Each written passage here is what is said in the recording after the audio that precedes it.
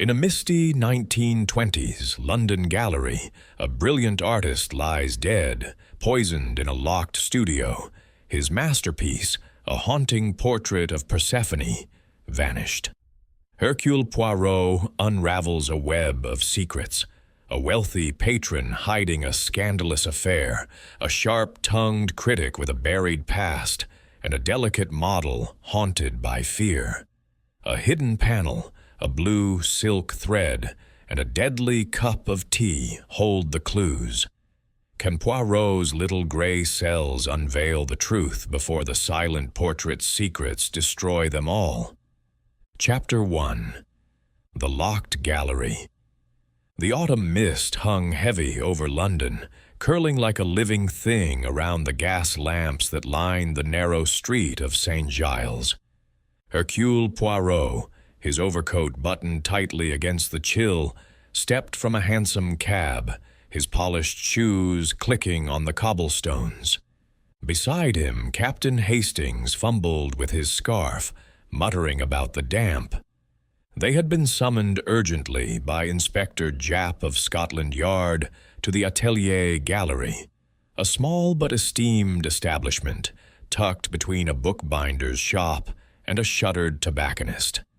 The gallery, known for its avant-garde exhibitions, was now the stage for a grim drama. Maurice Varnier, its owner and a painter of some renown, had been found dead that morning. Poirot's mustache twitched as he surveyed the scene. The gallery's heavy oak door stood ajar, guarded by a constable whose face was pale under his helmet. Inside, the air was thick with the scent of oil paint and turpentine, undercut by something sharper, more sinister. A faint whiff of almonds that made Poirot's keen senses prickle. Inspector Japp, his round face flushed with agitation, met them in the foyer, his notebook clutched tightly. "Poirot, Hastings, glad you're here," Japp said, his voice low. "It's a queer business.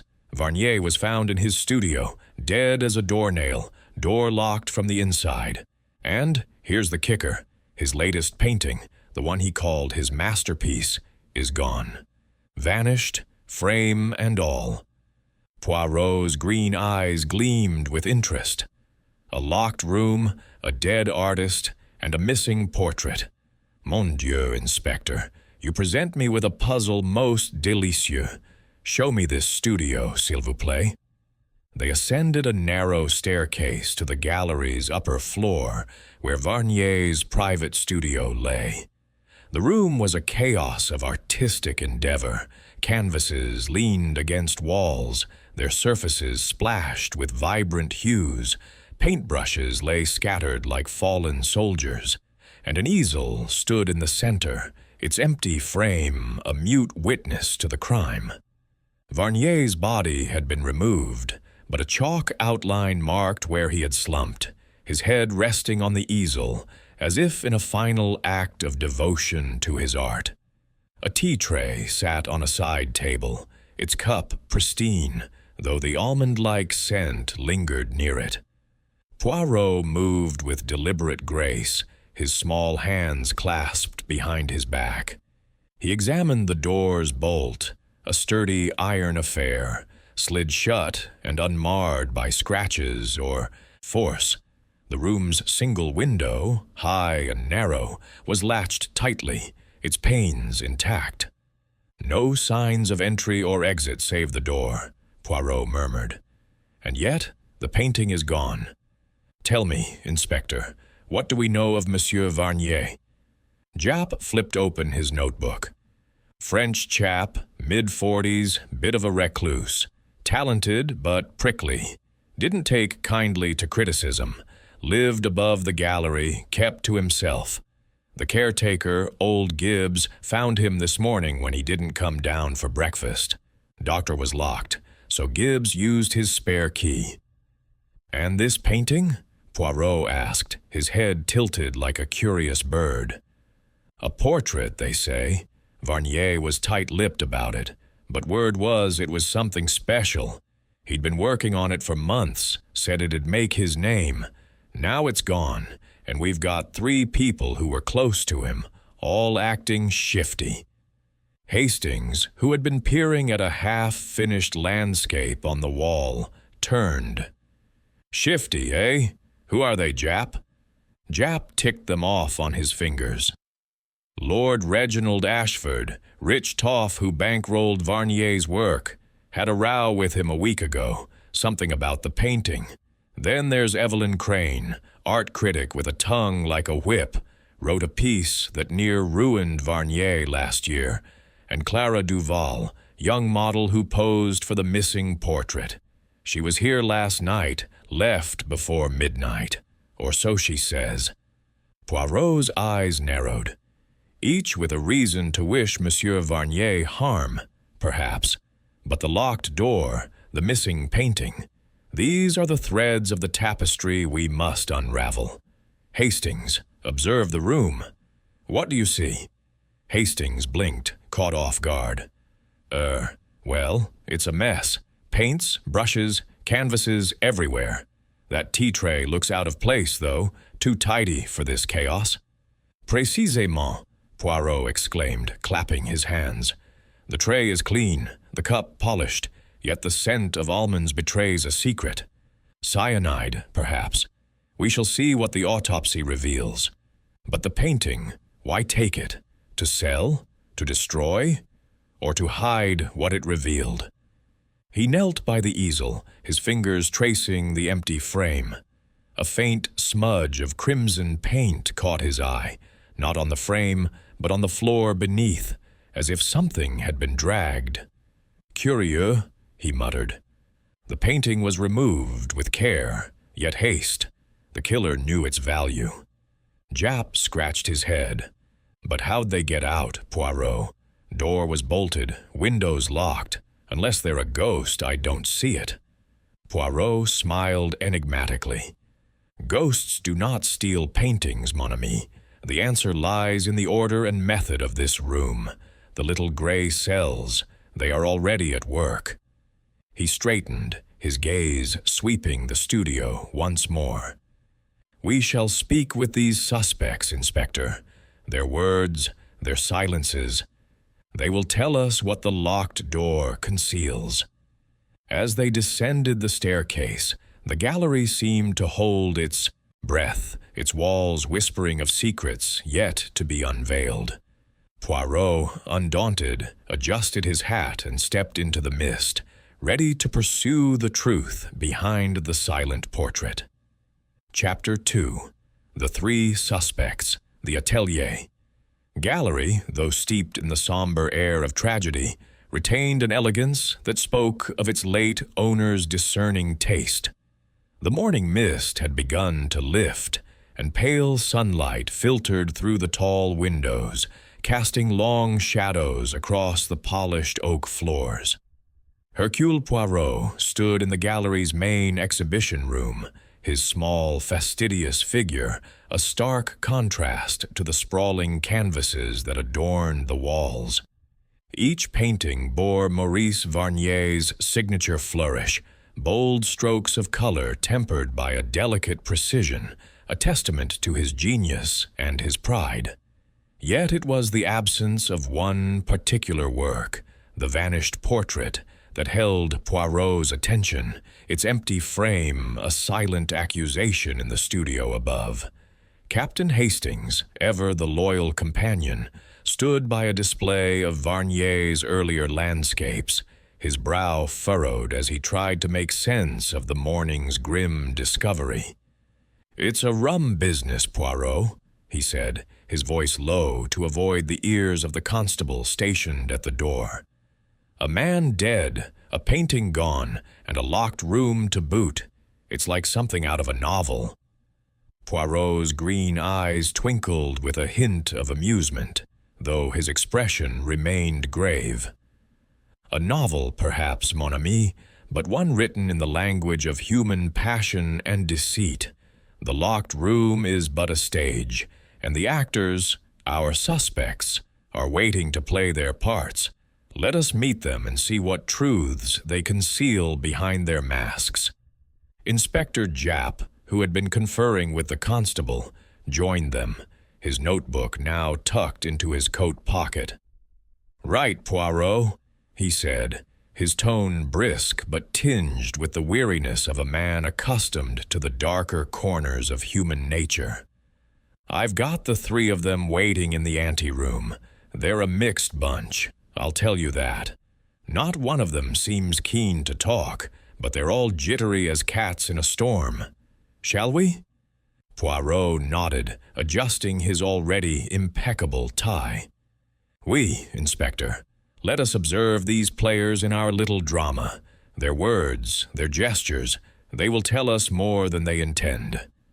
The anteroom, a small chamber adjacent to the gallery's main hall, was furnished with a velvet settee and a pair of high-backed chairs, their crimson upholstery lending a theatrical air to the proceedings.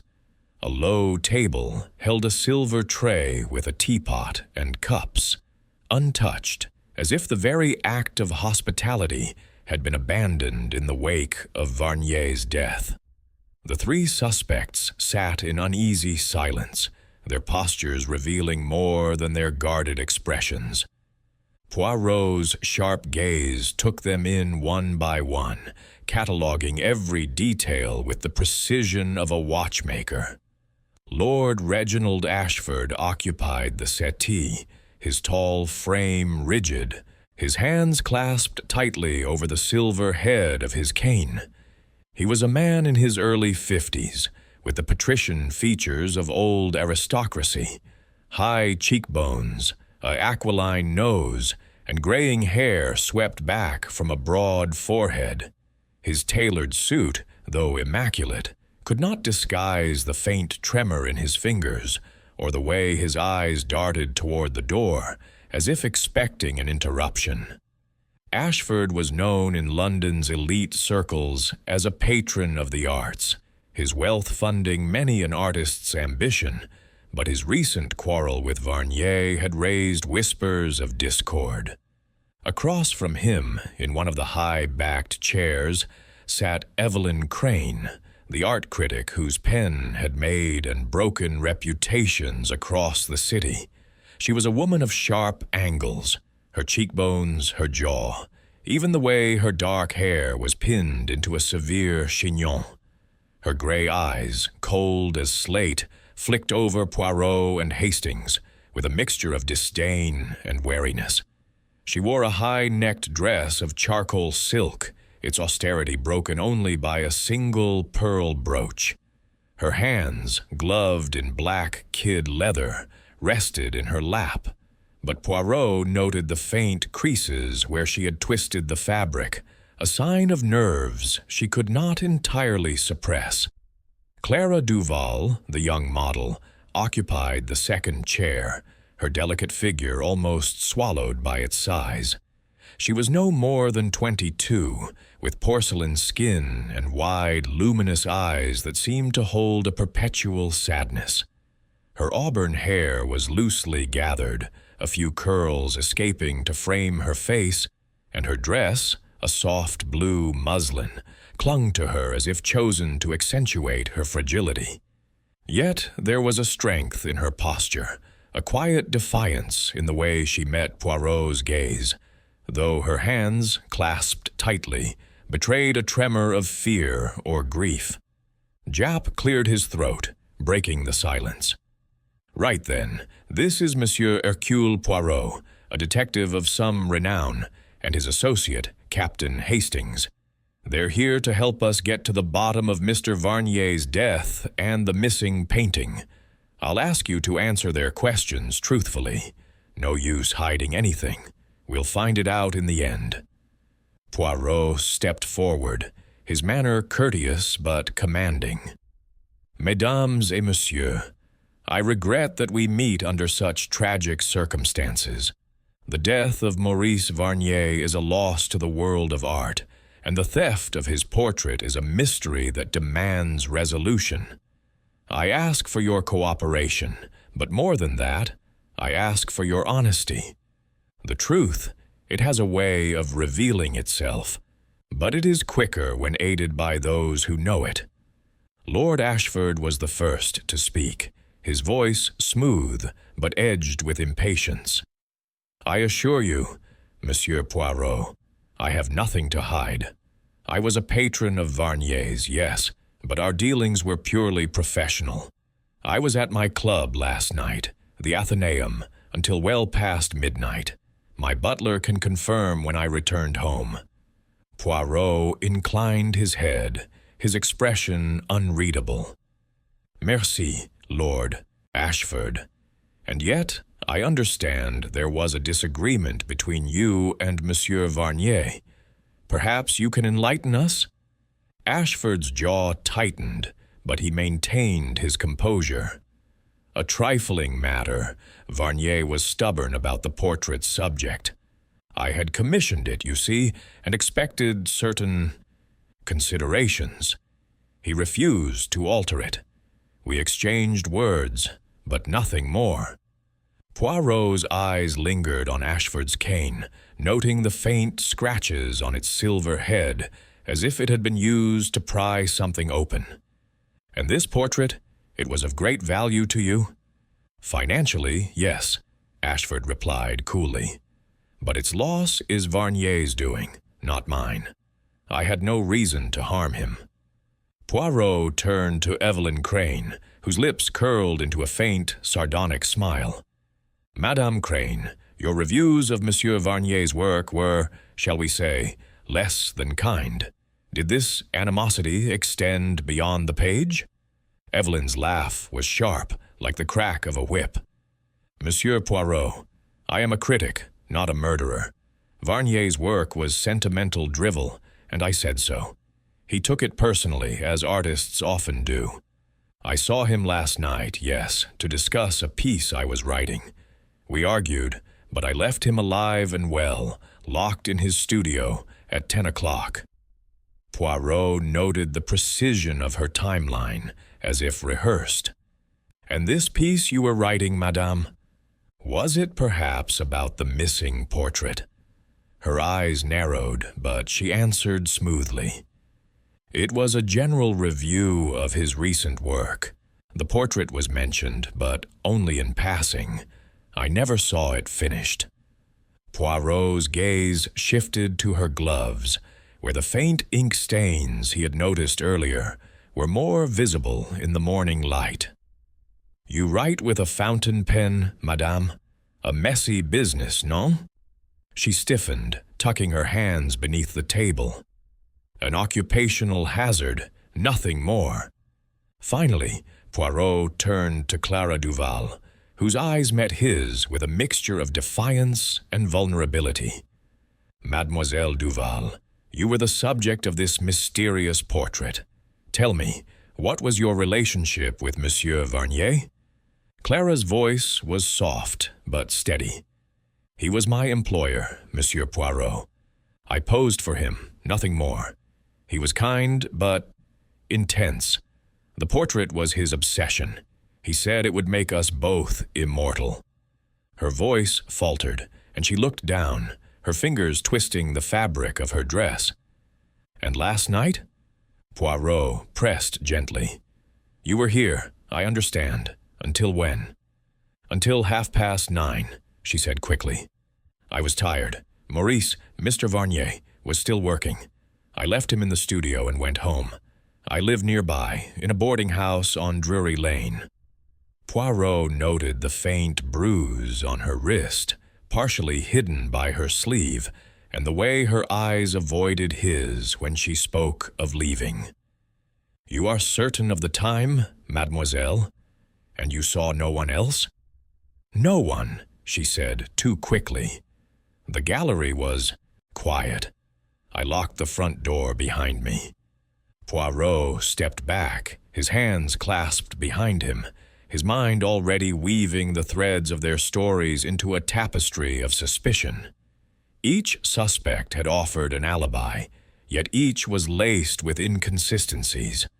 Ashford's guarded demeanor, Evelyn's rehearsed precision, Clara's nervous haste, and the painting, the silent heart of the mystery, loomed over them all. "Merci," Poirot said at last. You have been most helpful, but I must warn you, the truth is like a painting. It cannot remain hidden forever. Inspector Japp, perhaps we might examine the studio once more. There are details yet to be uncovered." Japp nodded, gesturing to the constable to escort the suspects to a waiting area. As they filed out, Poirot lingered, his eyes scanning the anteroom. A small detail caught his attention. A single blue silk thread caught on the edge of the settee where Clara had sat. It matched the shade of her shawl, but its presence suggested more than carelessness. Had she been in the studio after all, or was it merely a coincidence? "Hastings," Poirot said as they ascended to the studio. "What do you make of our trio?" Hastings rubbed his chin. "Well, Ashford's got the money and the motive. Sounds like he didn't like what Varnier was painting. Evelyn's sharp enough to plan something clever, and that model, Clara, she's hiding something. I'd bet my hat on it. But how they got in and out of a locked room, I haven't a clue." Poirot smiled enigmatically. "The locked room is but a distraction, mon ami. The real question is why the painting was taken. Was it to conceal a secret, as Lord Ashford might fear? To suppress a truth, as Madame Crane might wish? Or to protect someone, as Mademoiselle Duval might hope?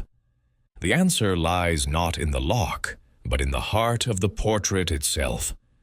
They reached the studio, where the empty frame still stood like a sentinel. Poirot knelt by the easel, his fingers brushing the floor where the crimson smudge had caught his eye earlier. Now, in the clearer light, he saw something else, a faint indentation in the dust, as if a heavy object had been placed there briefly. "Curieux," he murmured. "The painting was not carried far, perhaps. It may still be within these walls." Japp, who had followed them, frowned. "You think the killer hid it here, but we've searched the place top to bottom." "Not thoroughly enough, Inspector," Poirot said, rising. "The gallery, it has its secrets, as do our suspects. We must look beyond the obvious, to the shadows where the truth hides." As they left the studio, Poirot's mind was already at work, piecing together the fragments of the puzzle. The almond scent, the locked door, the missing portrait, and now the blue silk thread. Each was a clue, a brushstroke in the larger picture. The three suspects, with their guarded words and hidden fears, were the key. But it was the silent portrait that held the secret to Varnier's death. Poirot, with his little gray cells, was determined to bring it to light. Chapter 3. The Patron's Secret. The morning had given way to a gray afternoon, the London sky heavy with the promise of rain. Hercule Poirot, with Captain Hastings at his side, navigated the bustling streets of Mayfair, their destination the imposing residence of Lord Reginald Ashford. The patron's name carried weight in the city's elite circles, his wealth a cornerstone of many an artistic endeavor. Yet his recent quarrel with Maurice Varnier cast a shadow over his polished reputation. Poirot, ever attuned to the subtleties of human nature, sensed that Ashford's guarded demeanor in the gallery hinted at more than a mere disagreement over art. The Ashford residence loomed at the end of a quiet square, its Georgian facade all symmetry and grandeur, tall windows framed in stone, a black iron gate gleaming under the gaslight. A butler, stiff as a tin soldier, admitted them into a hall adorned with marble busts and gilt-framed portraits, none of which bore Varnier's distinctive style. Poirot noted this with interest. A patron so invested in an artist might display his work, unless, perhaps, the association was meant to be discreet.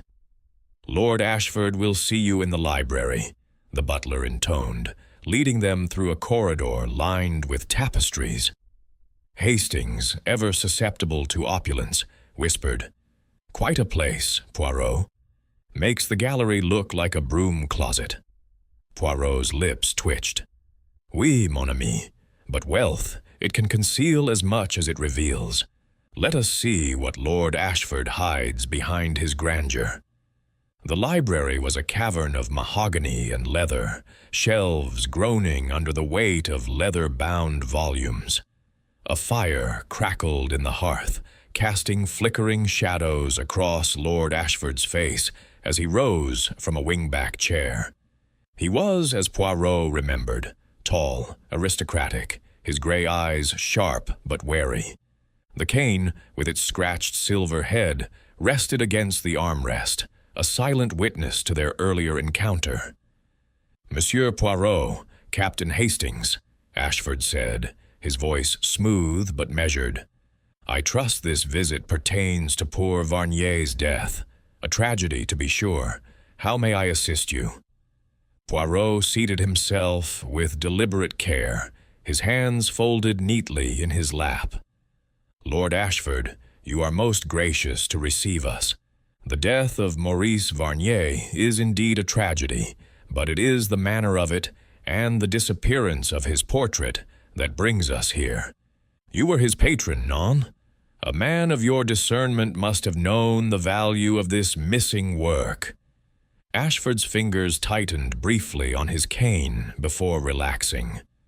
"I funded Varnier's work, yes. He had talent, though his temperament was challenging. The portrait was a commission, a private matter. Its loss is regrettable, but I fail to see how it concerns me beyond that." Poirot's eyes gleamed, catching the faint hesitation in Ashford's tone. "A private matter, you say, and yet I understand there was a dispute between you and Monsieur Varnier. Perhaps you could share the nature of this disagreement. The truth, it is like a fine wine. It improves with airing." Ashford leaned back, his expression cool, but his posture rigid. "It was a matter of artistic direction. I had specific expectations for the portrait, its subject, its tone. Varnier, stubborn as he was, insisted on his own vision. We argued, as patrons and artists often do. It was hardly a motive for murder." "Perhaps not," Poirot said, his voice soft but probing. "But the subject of the portrait, it was sensitive, non? Something that, if revealed, might cause discomfort to a man of your standing." Ashford's jaw tightened, a muscle flickering beneath his cheek. "You overstep, Monsieur Poirot. The portrait was a work of art, nothing more. I had no reason to wish Varnier harm, nor to steal his painting. As I told Inspector Japp, I was at my club, the Athenaeum, until after midnight. My colleagues there can confirm it." Poirot nodded, his head tilted like a curious bird. The Athenaeum, a fine establishment. "And yet, Lord Ashford, you visited the gallery late last night, did you not? The caretaker, Monsieur Gibbs, mentioned seeing you. A curious hour for a patron to check on his investment." Ashford's eyes narrowed, but he maintained his composure. "I had business to discuss with Varnier. He was working late, as he often did. I found him in his studio, alive and argumentative as ever. I left shortly after, and he locked the door behind me. That was the last I saw of him." "Locked the door," Poirot repeated, his tone thoughtful. "And yet the door was found bolted from the inside this morning. A most intriguing detail, non? Tell me, Lord Ashford, did you notice anything unusual during your visit? A visitor, perhaps, or something amiss in the studio?" "Nothing," Ashford said firmly. "Varnier was alone, absorbed in his work. The portrait was on the easel, unfinished. I left him to it." Poirot's gaze drifted to the cane, its silver head catching the firelight. "Your cane, Lord Ashford. It is a fine piece. The scratches on its head, they are recent, perhaps, as if used to pry something open, a drawer, a panel, or even a frame. Ashford's hand moved instinctively to the cane, then stilled. An old heirloom, Monsieur Poirot. It sees much use. I assure you it has no bearing on this matter. Perhaps, Poirot said, rising with a polite smile. But in a puzzle such as this, every detail is a brushstroke in the larger picture. We thank you for your time. Lord Ashford, we shall not detain you further, for now. As they left the library, Hastings whispered, "He's hiding something, Poirot. Did you see how he gripped that cane when you mentioned the portrait? And that business about the club. Sounds too neat to me." Poirot nodded, his eyes distant. "Oui, Hastings. Lord Ashford is a man of control, but control can crack under pressure. The portrait, it was more than art to him. It was a threat. But to what? Or to whom? That is the question." They stepped into the waiting cab, the driver's whip cracking as they moved through Mayfair's quiet streets. Poirot's mind was already turning, sifting through Ashford's words. The patron's alibi was solid, yet his unease was palpable. The scratches on the cane, the late-night visit, the insistence on the portrait's privacy. These were not the actions of a man with nothing to hide. And then there was the rumor, whispered in London's drawing rooms, of a scandal involving Ashford's family, a liaison, perhaps, or a secret that Varnier's brush had dared to expose. Back at his flat in Whitehaven Mansions, Poirot poured 2 small glasses of sirop de cassis, handing one to Hastings. The room was a study in order, polished furniture, symmetrical cushions, a single rose in a crystal vase. Poirot settled into his armchair, his fingers steepled. "Hastings, consider the patron. A man of wealth and influence does not quarrel over mere aesthetics. The portrait, it held a truth he wished to suppress. But was it enough to drive him to murder?" Hastings sipped his drink, frowning. "He's got the means, Poirot. Money to buy poison, connections to cover his tracks. But that locked room stumps me. If he was there, how'd he get out without breaking the bolt?" Poirot's smile was enigmatic. "The locked room, mon ami, is a trick of the mind. The bolt was slid shut, yes, but by whom? And when? Ashford claims Varnier locked the door, yet the caretaker found it bolted. There is a discrepancy here, one that points to a method most ingenious." He rose, pacing with measured steps. "And the portrait, why take it? To sell it would be foolish. Varnier's work, though valuable, is not worth the risk of theft. To destroy it, perhaps, but then why not burn it in the studio?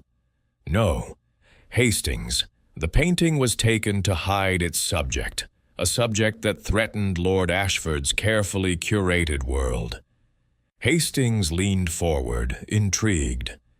"You think it's this scandal everyone's whispering about? Something about Ashford and a married woman, wasn't it?" "Précisément," Poirot said, his eyes gleaming. "The portrait, it was not just art. It was a mirror held up to Ashford's secrets. But we must confirm this. Tomorrow we shall speak with Mademoiselle Duval and Madame Crane. Their stories, they will add color to our canvas." As the firelight danced across the room, Poirot's mind worked tirelessly, piecing together the fragments of the mystery. Lord Ashford's wealth and status made him a formidable figure, but Poirot knew that even the mightiest could fall when their secrets were laid bare. The patron's secret, whatever it was the key to the silent portrait, and to the truth behind Varnier's death. Chapter 4. The Critic's Venom. The drizzle that had threatened all morning finally descended upon London, cloaking the city in a fine, persistent mist. Hercule Poirot, undeterred by the damp, adjusted his hat and stepped into the warmth of Café Royal, a fashionable haunt where the city's literati and artists gathered to spar with words and wit. The café's gilded mirrors and velvet drapes lent it an air of faded grandeur, a fitting stage for Poirot's next inquiry. Captain Hastings, ever the faithful shadow, followed close behind, shaking the rain from his overcoat with a mutter of discontent. "Miserable weather, Poirot," Hastings remarked, settling into a plush booth. "Makes me wonder why anyone would choose to live in this city." Poirot's mustache twitched with a faint smile.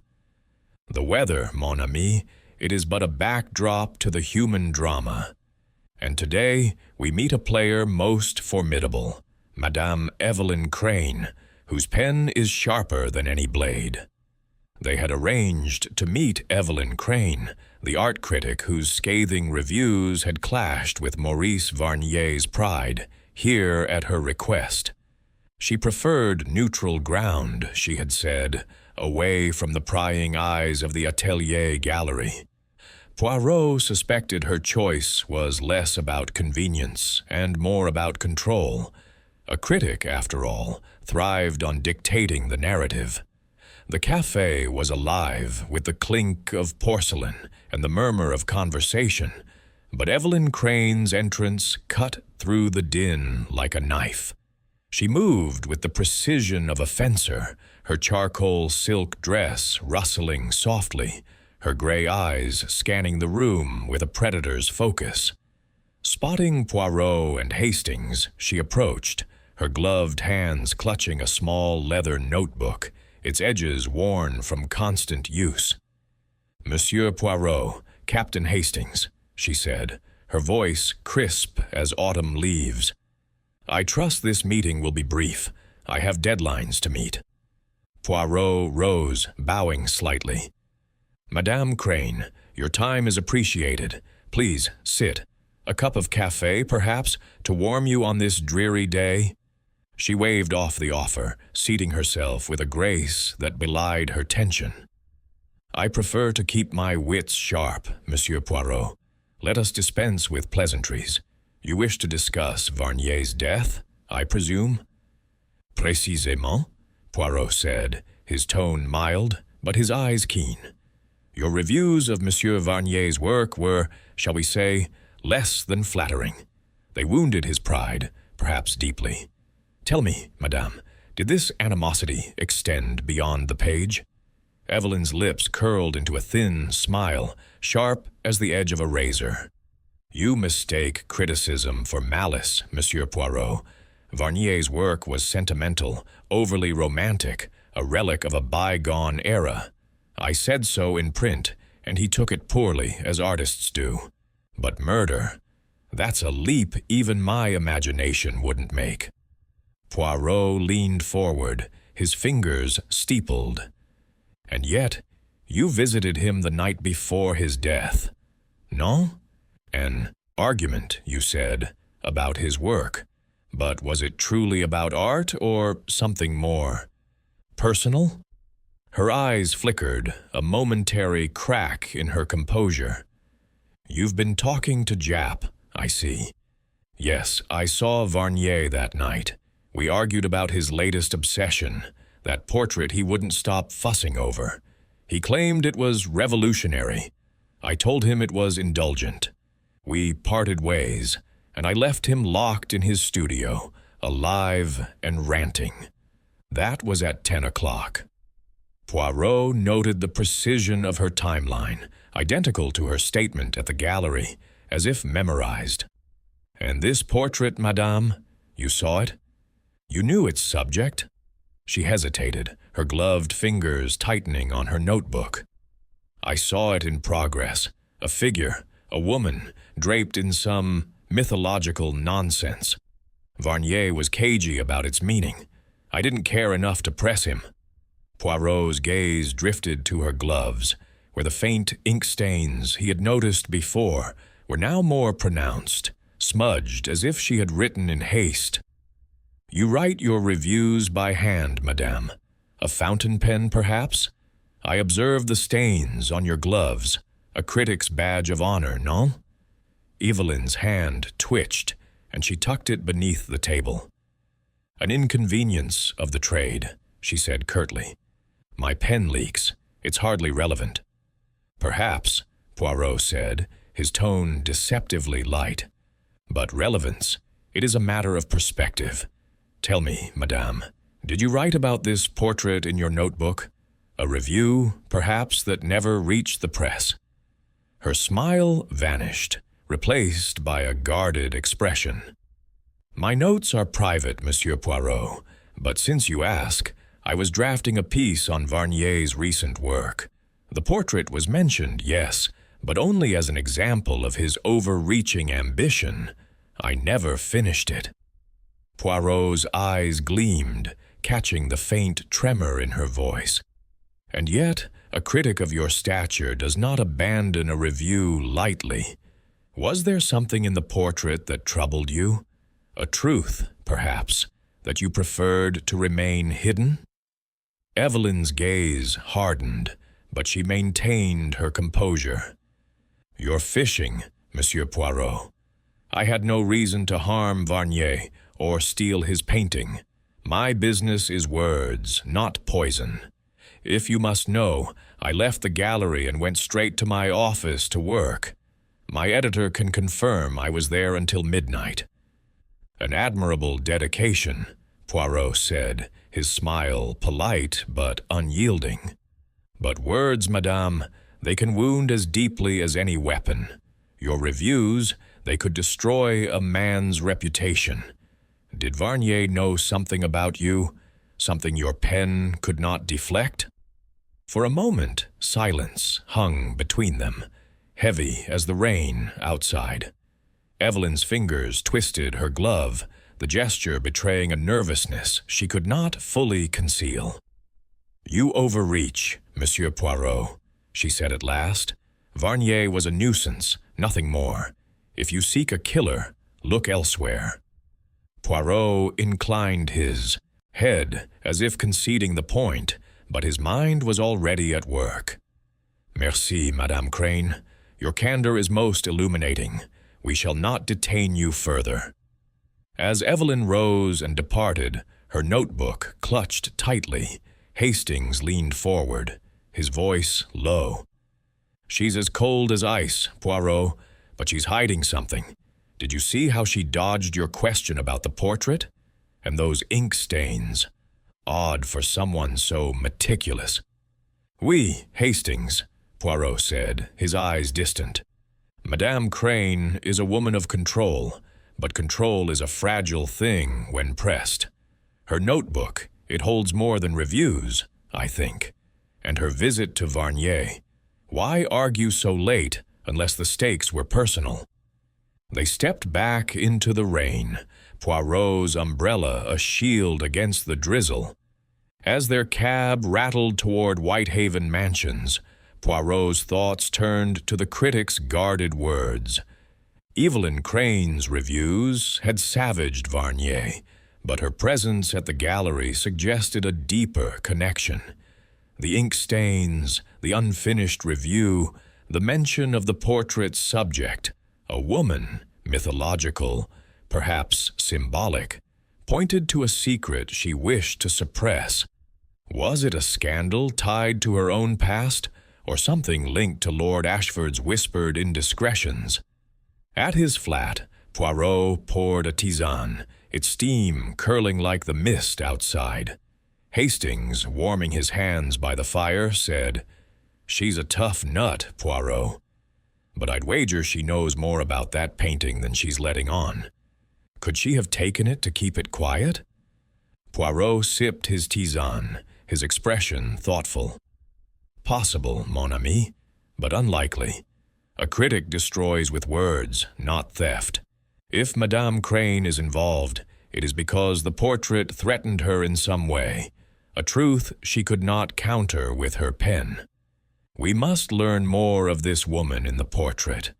Was she merely a figure or a reflection of something real? He set down his cup, his fingers tapping a rhythm on the armrest. Tomorrow, we speak with Mademoiselle Duval. Her beauty inspired Varnier, but her silences, they speak of fear. And fear, Hastings, is a motive all its own. As the rain pattered against the windows, Poirot's mind wove the threads of the mystery. Evelyn's venom, Ashford's secrecy, and the absent portrait that bound them. The critic's notebook, he suspected, held a clue, but it was the truth behind Varnier's art that would unlock the puzzle. With his little gray cells at work, Poirot knew the canvas of deception was beginning to take shape. Chapter 5. The Model's Charms. The morning sun, though weak, pierced the veil of London's persistent mist, casting a soft glow over the small garden behind the Atelier Gallery. It was a modest patch, hemmed in by high brick walls, where ivy clung tenaciously, and a single rose bush, past its bloom, stood sentinel. Hercule Poirot, ever meticulous in his choice of setting, had requested to meet Clara Duval here, away from the oppressive silence of the gallery's interior.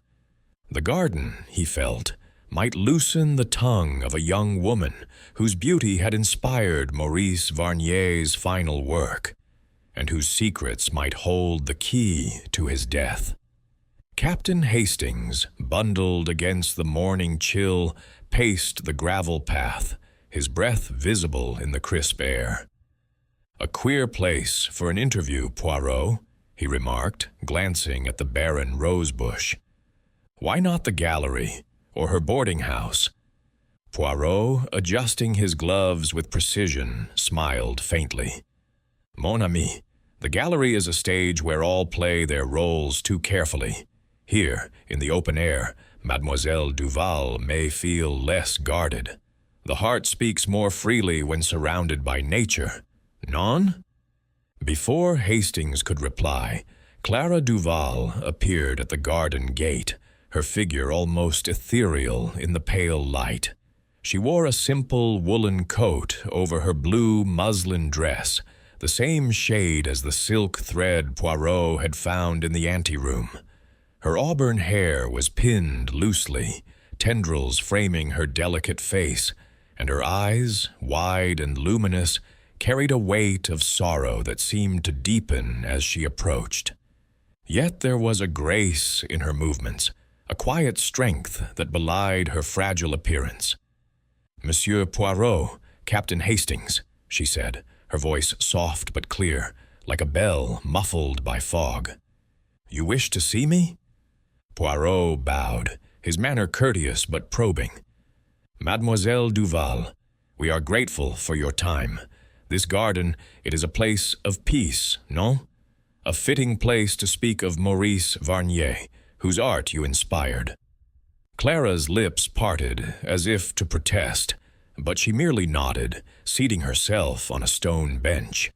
Her hands, clasped in her lap, betrayed a faint tremor, and Poirot's sharp eyes noted the bruise on her wrist, now more visible in the daylight, its purple edges peeking from beneath her sleeve. "You were the subject of Monsieur Varnier's final portrait," Poirot began, his tone gentle but deliberate. "A work he called his masterpiece. Tell me, mademoiselle, what was it like to pose for such a man?" Clara's gaze dropped to her hands, her fingers twisting the edge of her coat. "Maurice was passionate. He saw things in me I didn't see myself. He said the portrait would make me immortal, like a figure from a myth.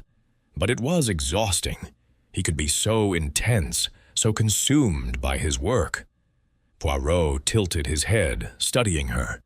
"Intense, oui, and perhaps possessive. An artist's obsession, it can be a heavy burden for a muse." Her eyes flickered up, meeting his for a moment before darting away. "He was kind at first, but yes, he grew attached. He spoke of the portrait as if it were more than paint and canvas, as if it held a truth only he understood. And this truth, Poirot pressed, his voice soft as velvet. What was it? The portrait. It depicted you as a figure from myth, non? A goddess, perhaps, or a wronged heroine?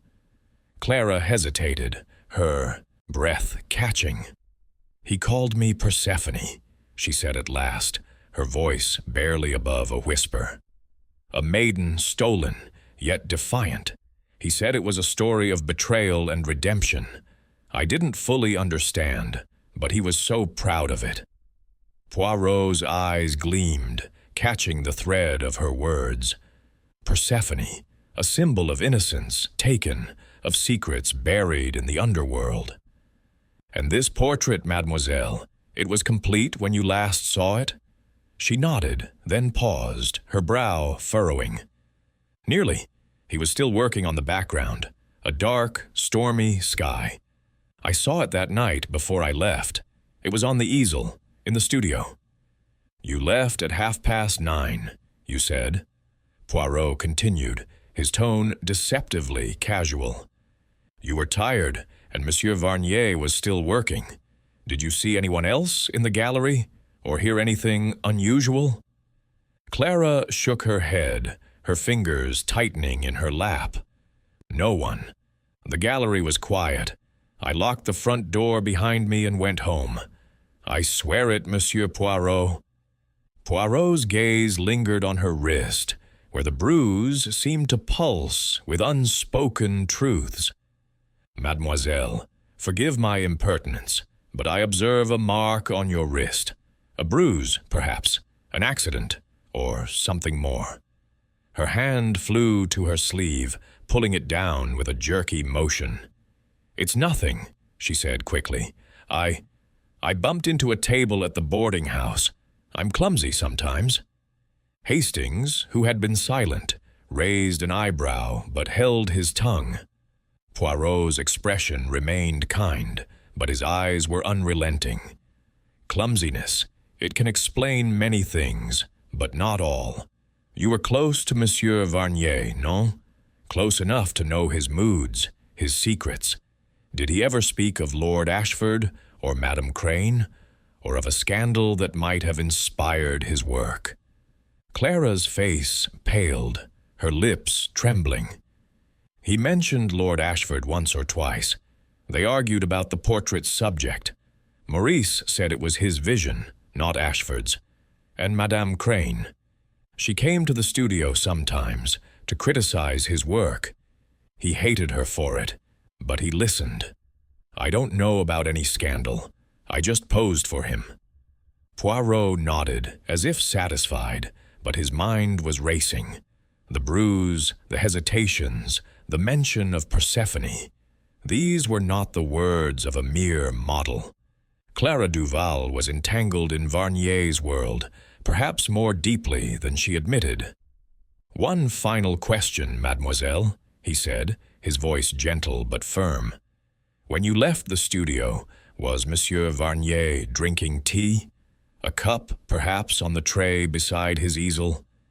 Clara blinked, caught off guard. Tea? I don't remember. There was a tray, yes, but I didn't notice if he was drinking. I was in a hurry to leave. Merci, Poirot said, rising with a small bow. You have been most helpful. We shall not keep you longer. As Clara stood, her shawl slipped slightly, revealing another faint mark on her forearm. Quickly, covered. She hurried from the garden, her footsteps crunching on the gravel, leaving Poirot and Hastings in thoughtful silence. Well, Poirot, Hastings said, once she was out of earshot. She's a nervous one, isn't she? That bruise, it didn't look like a table's doing to me. And her story about the tea was shaky. Oui, Hastings, Poirot replied, his eyes fixed on the rose bush, its thorns sharp in the morning light. Mademoiselle Duval is a creature of beauty and secrets. The bruise, it tells a story she does not wish to share. and her memory of the tea tray, it is too vague for one so observant. She was in that studio, perhaps longer than she claims. He bent to examine the gravel path where Clara's footsteps had left faint impressions. A single petal, caught in the stones, matched the faded roses of the bush. The garden, it is a place of truth, but also of concealment. Mademoiselle Duval knows more of Varnier's final hours than she admits. Was she a victim, a witness, or something else? Hastings frowned, rubbing his chin. You think she's lying about leaving at 9:30? But why? And that Persephone business sounds like Varnier was painting something scandalous, maybe about Ashford. Précisément, Poirot said, straightening. The portrait, it was not merely art. It was a revelation, a mirror held to a truth that someone wished to hide. Clara, she was its face, but whose story did it tell? Ashford's, Crane's, or her own? As they left the garden, the mist began to thicken once more, cloaking the gallery in a veil of mystery. Poirot's mind turned over the details, the bruise, the silk thread, the mythological portrait. Clara Duval's charms had captivated Varnier, but they also masked a fear that Poirot was determined to uncover. The next piece of the puzzle, he knew, lay in the studio itself, where the silent portrait's absence whispered of secrets yet to be revealed. Chapter 6. The Almond Scent. The Atelier gallery stood hushed under the weight of its secrets, its walls seeming to absorb the gray light of the late afternoon.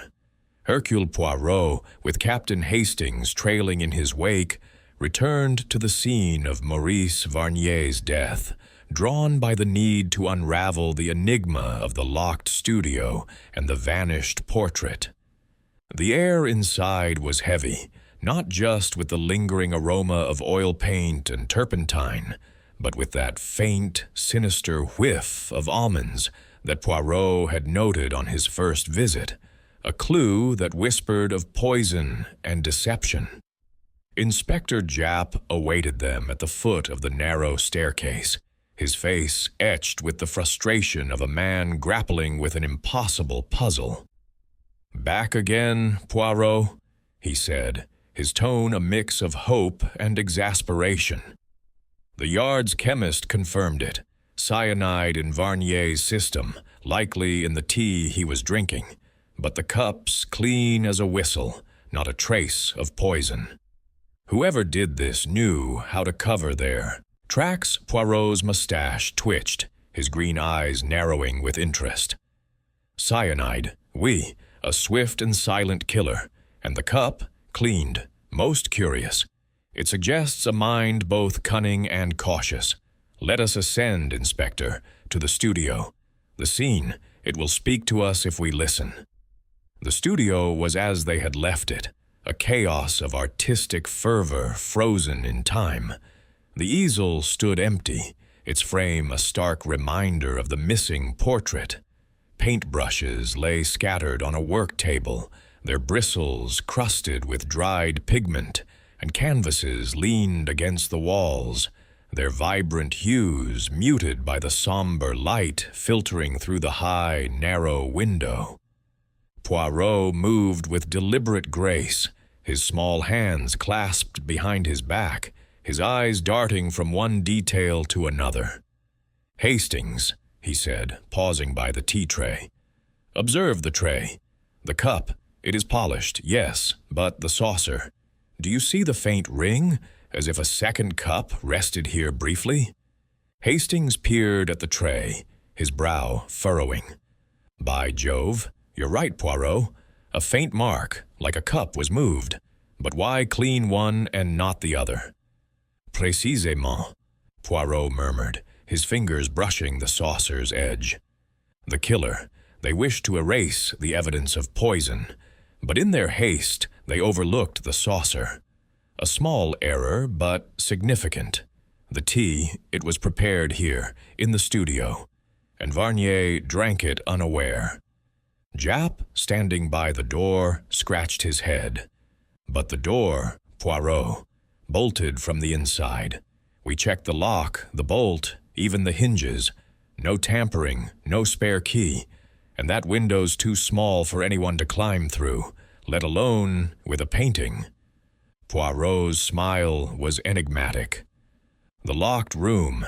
It is a challenge to the little gray cells, but not insurmountable. The bolt was indeed slid shut when the caretaker entered, but we must ask, when was it bolted, and by whom?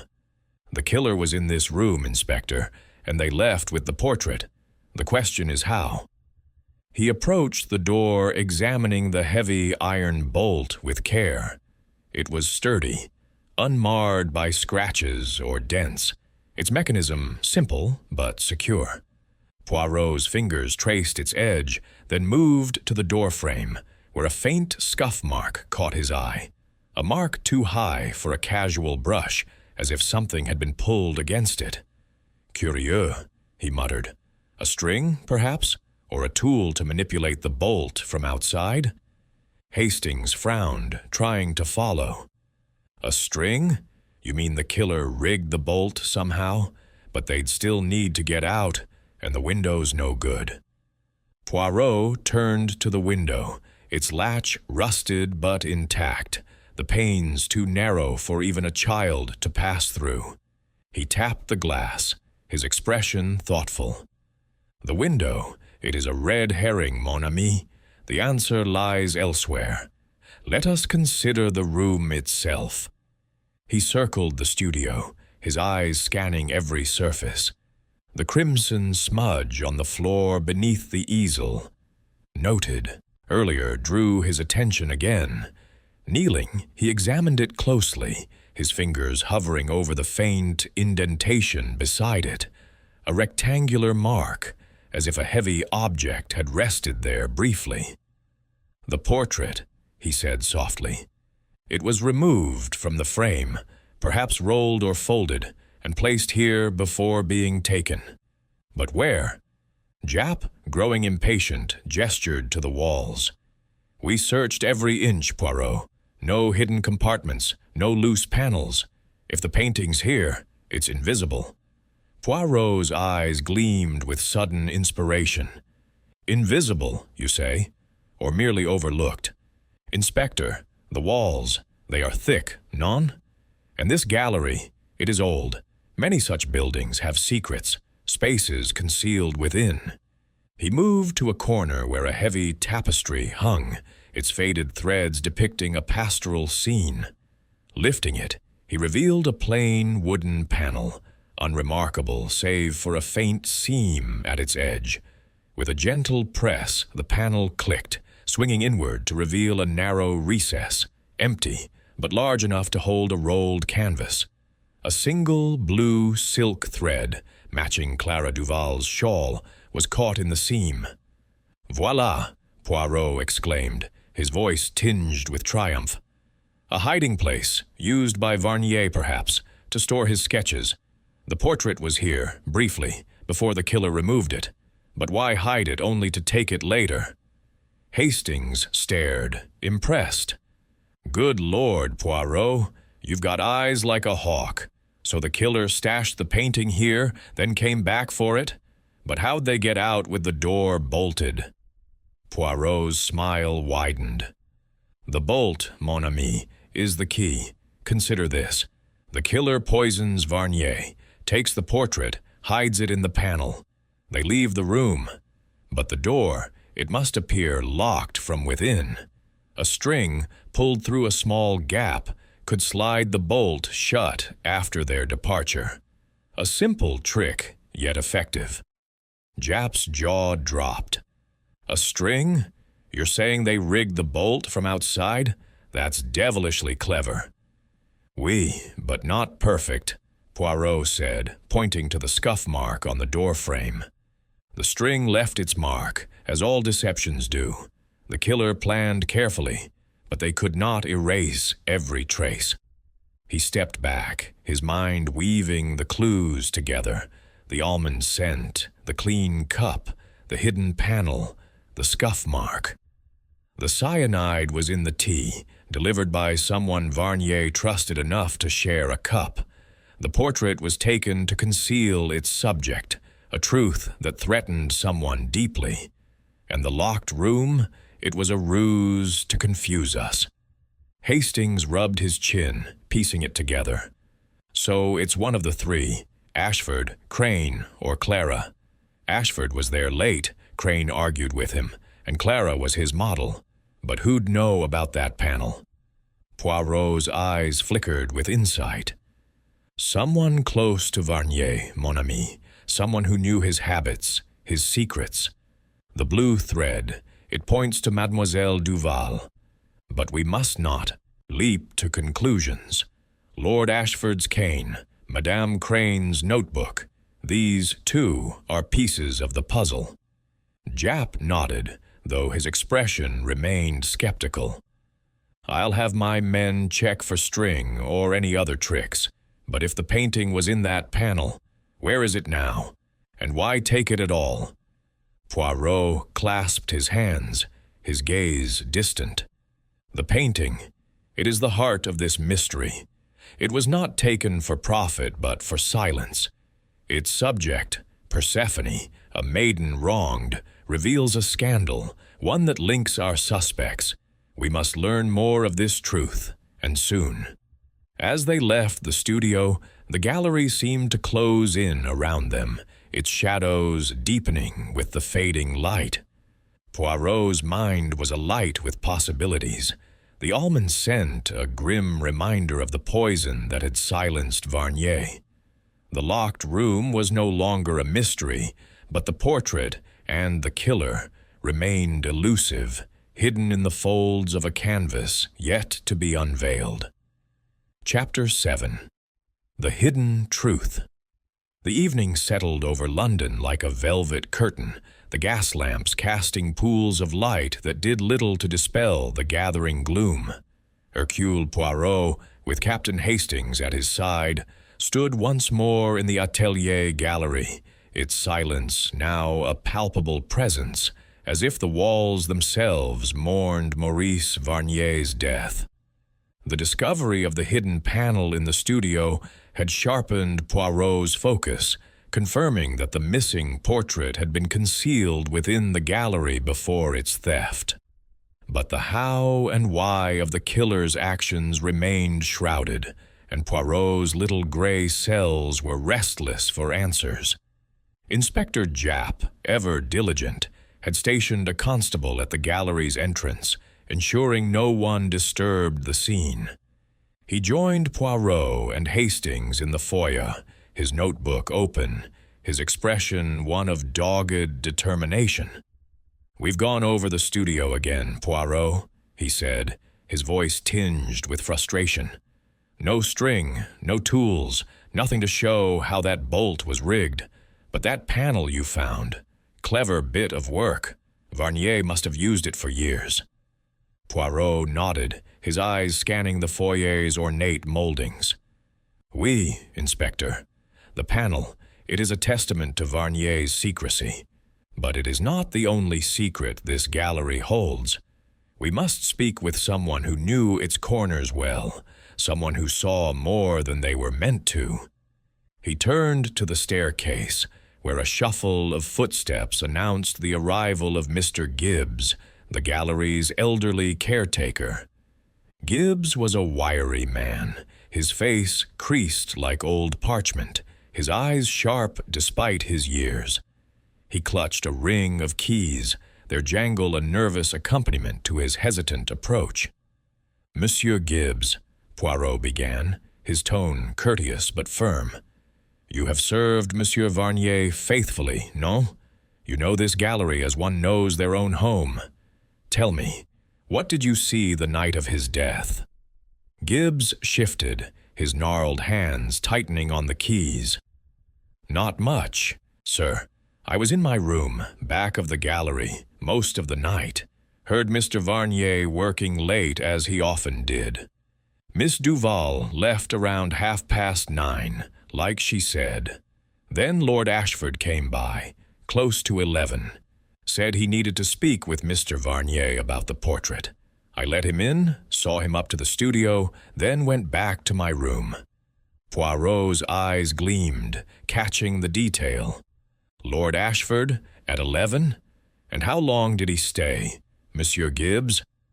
Not long, Gibbs replied, his voice steady but his eyes darting to the side. 10, 15 minutes maybe. I heard him leave, and Mr. Varnier locked the door after. Didn't hear nothing else till morning, when I found him dead. Poirot tilted his head, his mustache twitching. Locked the door, you say? Or bolted it? The distinction, it is important. Gibbs frowned, scratching his head. Well, sir, I heard the lock turn, like always. But when I came up in the morning, it was the bolt. Slid shut, tight as you please. Had to use my key to get in, and even then, it took some jimmying. Curieux, Poirot murmured, his mind racing. And this panel, Monsieur Gibbs, you knew of it. The caretaker's face flushed, a mix of pride and unease. Aye, sir, Mr. Varnier showed it to me years ago. Used it to store sketches he didn't want seen, early drafts, things he wasn't ready to show. I never touched it, mind. Not my place. Poirot's gaze softened, but his questions were unrelenting. And did you ever see the portrait in question, the one that has vanished? Gibbs shook his head. Not proper, sir. Saw it on the easel, half done, when I brought tea to the studio. A woman, all draped in white, with a dark sky behind her. Mr. Varnier was fussy about it, kept it covered when he wasn't working. Poirot's eyes narrowed, catching the mention of tea. Tea, you say? You brought a tray to the studio that night? Aye, Gibbs said, nodding. Around 9, before Miss Duval left. Mr. Varnier liked his tea strong, no sugar. I set the tray down and left him to it. And who else was there?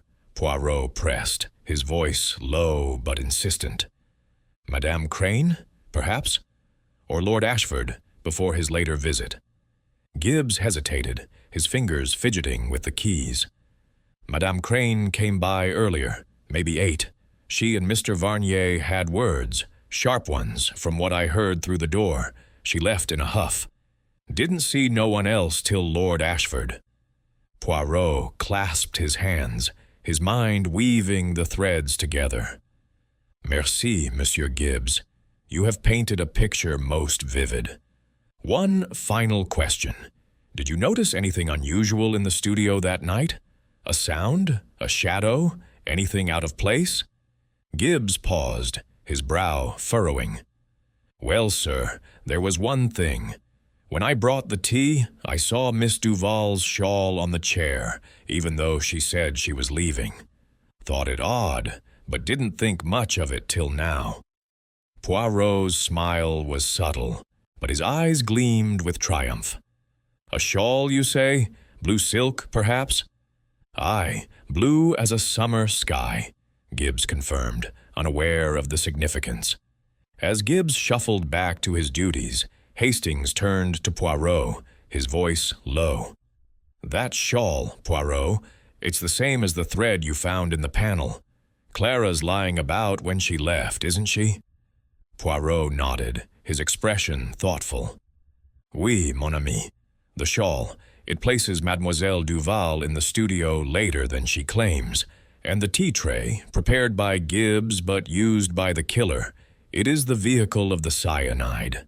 But who poured the tea? And who knew of the panel? Jap, who had been listening intently, rubbed his chin. Sounds like Clara's in deeper than she let on. But Ashford was there later, and Crane had her row with Varnier. Any of them could have slipped the poison in. Précisément, Poirot said, ascending the staircase to the studio. But the panel, it narrows our focus. Only someone intimate with Varnier's habits would know of it. Clara, perhaps, or Ashford, who funded his work. Madame Crane, she is less likely. unless Varnier shared such secrets with her. In the studio, Poirot moved to the hidden panel, now sealed by Japp's men to preserve evidence. The blue silk thread, still caught in the seam, was a silent accusation. Poirot knelt, examining the floor nearby, where a faint scuff mark, not the crimson smudge from before, suggested something had been dragged. "The portrait was hidden here," he said, his voice low. "But it was not taken immediately. The killer returned, perhaps after Varnier's death, to retrieve it." Hastings frowned, trying to keep up. "Returned? You mean they left and came back, but the door was bolted?" Poirot's eyes twinkled. "The bolt? It was a trick, as I suspected. A string, pulled through a gap in the doorframe, could slide it shut from outside. The scuff mark on the frame, it supports this. The killer poisoned Varnier, hid the portrait and left, locking the door behind them. Later, they returned, perhaps through another entrance, or with Gibbs's key." Japp's jaw tightened. "Another entrance? We checked the gallery, Poirot. No back doors, no hidden passages." Poirot's smile was enigmatic. "Not a passage, Inspector, but a method. The gallery, it is old, and old buildings have their secrets. We must look again, with eyes unclouded." He moved to the tapestry, lifting it once more. Beyond the panel, the wall was solid, but Poirot's fingers traced the brickwork, searching for irregularities. A faint draft brushed his hand, and he paused, his gaze sharpening. "Here," he said, pressing a brick that shifted slightly under his touch. It revealed a narrow slot, barely wide enough for a hand, leading to an adjacent storage room. A second hiding place, perhaps, or a way to pass the portrait without opening the door. Hastings stared, impressed. "Good heavens, Poirot, you've done it again. So the killer hid the painting, bolted the door with a string, and later slipped it through this slot?" "Possible, mon ami," Poirot said, stepping back. "But the painting is gone, which means they returned. We must find where it was taken, and why." Japp scribbled in his notebook, his frustration giving way to grudging admiration. "I'll have my men search the storage room, but this is getting complicated, Poirot. Clara's shawl, Ashford's visit, Crane's argument. Who's our killer?" Poirot clasped his hands, his mind a whirl of connections. "The killer, Inspector, is one who knew Varnier's habits, his tea, his panel. The portrait, it was taken to hide a truth, Persephone, a maiden wronged. Clara, she is the face of this truth, but Ashford or Crane may be its heart. We must press them further, but carefully." As they left the gallery, the evening air was thick with the scent of rain. Poirot's thoughts turned to the blue thread, the tea tray, the hidden slot, each a brushstroke in the mystery's canvas. The truth was close, but it remained veiled, like the portrait itself, waiting for Poirot's relentless logic to bring it into the light. Chapter 8. The Critic's Notebook. The rain had ceased, leaving London's streets glistening under the gas lamps as Hercule Poirot and Captain Hastings made their way to the offices of the London Arts Review, a modest building tucked in a side street off Fleet Street. The air was sharp with the scent of wet cobblestones, and Poirot, ever fastidious, stepped carefully to avoid puddles, his mind as focused as a blade on the task ahead. Evelyn Crane, the critic whose venomous pen had clashed with Maurice Varnier's pride, was a puzzle piece that refused to fit neatly into the mystery of the artist's death and the missing portrait. Poirot suspected her notebook, glimpsed briefly at the Café Royal, held secrets beyond mere reviews, secrets that might illuminate the shadow cast by the silent portrait. Hastings, pulling his coat tighter against the evening chill, glanced at Poirot. "I say, Poirot, are we sure about Crane? She's sharp-tongued, no doubt, but poison and theft seems a bit much for a critic." Poirot's mustache twitched, a faint smile playing beneath it. "Mon ami, a critic's weapon is words, but words can hide as much as they reveal. Madame Crane's notebook. It is a window to her thoughts, and her thoughts, I suspect, are not as innocent as she claims." The offices of the London Arts Review were a study in controlled chaos. Desks piled with manuscripts, ink bottles precariously balanced, and the faint clatter of typewriters echoing through the dimly lit rooms. A young clerk, ink-stained and harried, led them to Evelyn Crane's office, a small but orderly space dominated by a mahogany desk and shelves groaning with art journals. Evelyn stood behind the desk, her charcoal silk dress as severe as ever, her gray eyes narrowing as she saw her visitors. "Monsieur Poirot, Captain Hastings," she said, her voice crisp as frost. "An unexpected visit. I trust this is urgent, as I'm preparing a column for tomorrow's edition." Poirot bowed, his manner impeccable. "Madame Crane, we apologize for the intrusion, but the matter of Maurice Varnier's death demands urgency. May we sit?" She gestured to 2 chairs, her movements precise but guarded. "Very well, but I've told you all I know. Varnier was alive when I left him. I have no part in his death or the theft of his painting." Poirot settled into the chair, his hands folded neatly. "Oui, madame, you have said as much. But the truth, it is like a canvas. Its details emerge only under scrutiny. Your visit to Varnier that night, it was to discuss his work, non? Yet I wonder, what did you see in that portrait that so unsettled you?" Evelyn's lips tightened, but her composure held. "I saw a painting, Monsieur Poirot, nothing more. A woman, draped in white, against a stormy sky. Varnier's usual melodrama. I told him it was overwrought, and we argued. That's all." Poirot's eyes drifted to the desk, where her leather notebook lay, its pages slightly curled from frequent use. "Your notebook, madame. It contains your thoughts on Varnier's work. Oui? May I perhaps glance at it? A critic's notes. They are a map to the mind." Her hand moved instinctively to the notebook, drawing it closer. "My notes are private, Monsieur Poirot. They're drafts, half-formed ideas, nothing that would help your investigation." Poirot's smile was disarming, but his gaze was unrelenting.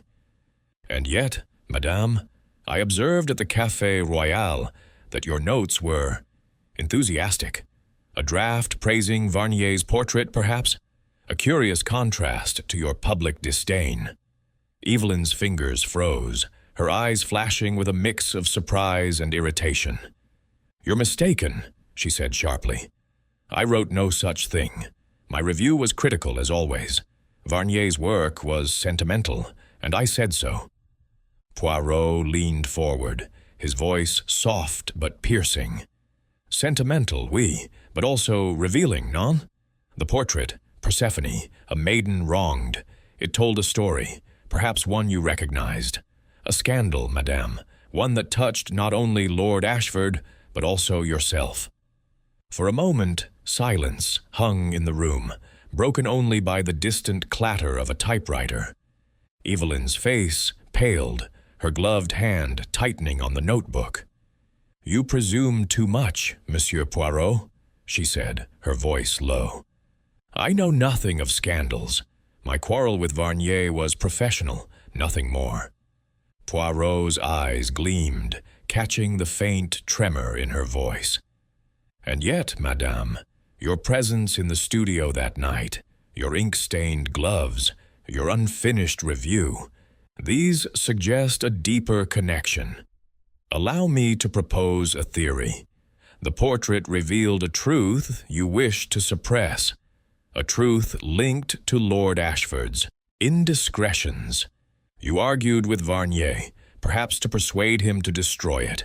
When he refused, did you take matters into your own hands? Evelyn rose, her posture rigid. This is absurd. I left Varnier alive, locked in his studio. I had no reason to harm him or steal his painting. If you seek a killer, look to Ashford. He funded that portrait and quarreled over its subject. Or Clara Duval. She was Varnier's obsession, his muse. Not me. Poirot nodded, as if conceding the point, but his mind was already dissecting her words. Merci, madame. Your candor is noted, but before we go, may I ask, what did you write in your notebook after leaving Varnier? A review, or something more? Personal? Her eyes darted to the notebook, then back to Poirot. A review, she said curtly. Nothing you'd find useful. Now, if you'll excuse me, I have work to do. As they left the office, Hastings whispered, She's hiding something, Poirot. Did you see how she clutched that notebook? And her story about the review, it doesn't add up. Oui, Hastings, Poirot replied, stepping into the damp street. Madame Crane is a woman of secrets, and her notebook, it is a vault. Her praise of the portrait, glimpsed in that fleeting moment, contradicts her disdain. Why write such words, only to deny them? They hailed a cab, the driver's lantern casting a feeble glow against the gathering dusk. Inside, Poirot's thoughts churned, piecing together the fragments of the puzzle. Evelyn Crane's visit to the studio, her argument with Varnier, her ink-stained gloves, all pointed to a woman entangled in the artist's final work. The portrait, with its depiction of Persephone, was a mirror to a scandal, one that linked Ashford's whispered indiscretions to a past Evelyn wished to bury. Had she seen herself in that painting, not as the figure, but as part of its story? At Whitehaven Mansions, Poirot poured a tisane, its warmth a comfort against the chill. Hastings, sprawled in an armchair, said, Crane's sharp, but she's nervous. That notebook's got something in it, maybe a draft that names names. Could she have poisoned Varnier to keep it quiet? Poirot sipped his tisane, his eyes distant. Possible, mon ami, but poison is a bold step for a critic. If she is involved, it is because the portrait threatened her reputation, perhaps her past. A scandal, Hastings, one that binds her to Ashford, and perhaps to Clara. We must learn more of this Persephone. He rose, pacing with measured steps. The notebook, it holds the key. Her words, they were not merely a review, but a confession, written in haste and hidden in plain sight. Tomorrow, we press Mademoiselle Duval. Her silences, they are as telling as Madame Crane's denials. As the fire crackled in the hearth, Poirot's mind wove the threads of the mystery, the blue silk thread, the clean teacup, the hidden panel, and now the critic's guarded notebook. Evelyn, Crane's venom had wounded Varnier, but it was the truth in her unwritten words that Poirot sought, a truth that would bring the silent portrait into the light. Chapter 9. The Model's Confession. The morning dawned with a fragile clarity, the London mist parting to reveal a sky of pale blue, as if the city itself were holding its breath. Hercule Poirot, ever precise in his habits, had chosen the quiet of his Whitehaven Mansions flat for this crucial interview with Clara Duval, the young model whose delicate beauty had inspired Maurice Varnier's final, fateful portrait. The garden behind the Atelier gallery had revealed her fear, her hesitations, and the troubling bruise on her wrist. Now, Poirot sought to peel back the layers of her silence to uncover the truth hidden within. Captain Hastings, seated by the fire, fidgeted with his cufflinks, his honest face creased with anticipation. "Clara's the key, isn't she, Poirot? That bruise, her vague answers about the tea tray. She's in this up to her neck, I'd wager." Poirot, arranging a tray of delicate porcelain cups for their guest, tilted his head, his mustache twitching. "Mon ami, Mademoiselle Duval is indeed central, but not necessarily culpable. Her fear, it is genuine, but is it fear of guilt or fear of another? The little gray cells, they will discern the difference." A soft knock announced Clara's arrival. The maid ushered her into the room, and Poirot noted the change in her appearance. Gone was the blue muslin dress. Today she wore a somber gray frock, its high collar accentuating her pallor. Her auburn hair was tightly pinned, and her eyes, though still luminous, were shadowed with a weariness that spoke of sleepless nights. The bruise on her wrist was hidden beneath a long sleeve, but Poirot's keen gaze missed nothing. "Mademoiselle Duval," he began, his voice warm but measured, "you honor us with your presence. Please, sit. A cup of tisane, perhaps, to ease the chill of this morning?" Clara hesitated, then sat, her hands clasped tightly in her lap. "Thank you, Monsieur Poirot, but I'm not thirsty. You wish to see me again? About Maurice?" "Oui," Poirot said, settling into his armchair with the grace of a conductor before an orchestra. "The death of Monsieur Varnier. It is a tragedy that touches you deeply, no? You were his muse, the heart of his final work. We must speak plainly, mademoiselle. For the truth, it is like a delicate flower. It blooms only in the light." Clara's lips trembled, but she nodded. "I've told you what I know, Monsieur Poirot. I posed for the portrait. I left the studio at 9:30, and I didn't see Maurice again. I don't know who killed him or took the painting." Poirot's eyes softened, but his tone was unrelenting. "And yet, mademoiselle, there are details that trouble me. The blue silk thread found in the hidden panel where the portrait was briefly concealed, it matches your shawl. The caretaker, Monsieur Gibbs, saw that shawl in the studio after you claimed to have left. And the bruise on your wrist, forgive me, but it suggests a struggle, perhaps with Varnier himself. Will you not share the truth?" Clara's hands tightened, her knuckles whitening. For a moment, she seemed on the verge of flight, her eyes darting to the door. Then, with a shuddering breath, she spoke, her voice barely above a whisper. "You're right, Monsieur Poirot. I wasn't entirely honest. I didn't leave at 9:30. I stayed longer until nearly 10. Maurice was different that night. He was agitated, almost frantic about the portrait." Poirot leaned forward, his gaze piercing. "Agitated, you say? And why, mademoiselle? What was it about this portrait, Persephone, a maiden wronged, that so consumed him?" Clara's eyes filled with tears, but she held his gaze. "He said it was his greatest work, a truth he had to tell. The portrait, it wasn't just me. It was about a scandal, something he'd learned from Lord Ashford's letters. Maurice painted me as Persephone, stolen by Hades, to show a betrayal. A love affair that could ruin Ashford. He wouldn't destroy it, no matter how I begged him." Poirot's mustache quivered, a sign of his quickening thoughts. "A love affair, you say? And you knew of this scandal? How, mademoiselle?" She hesitated, her voice breaking. "Maurice told me bits and pieces. He said Ashford had been involved with a married woman, a duchess, someone powerful.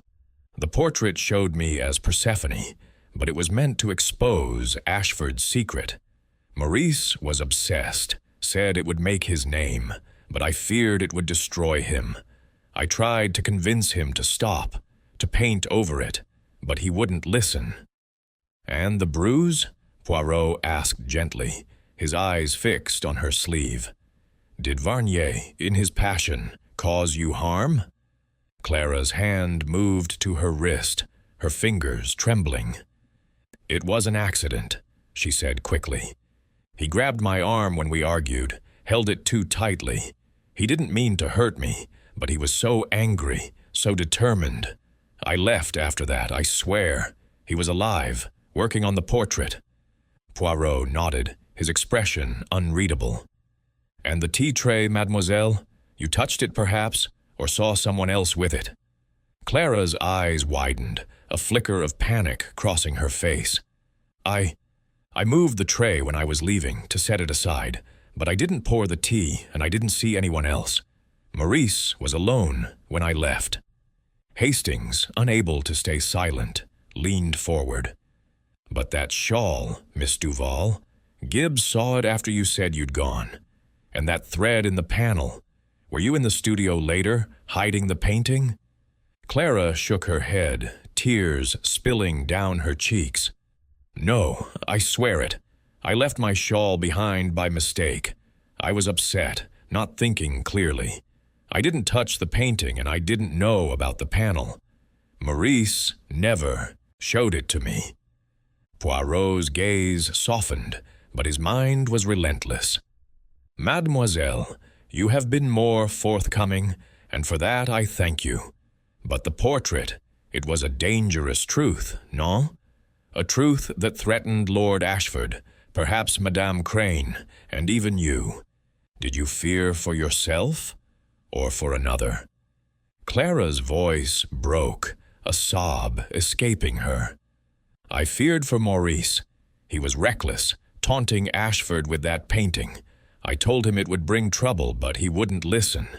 When I heard he was dead, I thought it was my fault for not stopping him. Poirot rose, offering her a handkerchief with a gentle gesture. Merci, mademoiselle. Your words, they paint a picture most vivid. You may go, but know this, the truth, it will not stay hidden. We shall find it, for Maurice Varnier's sake. As Clara left, her steps unsteady, Hastings turned to Poirot, his voice low. She's breaking, Poirot. That story about the bruise sounds like Varnier was more than just passionate. And her touching the tea tray. Could she have slipped the cyanide in? Poirot paced, his hands clasped behind him.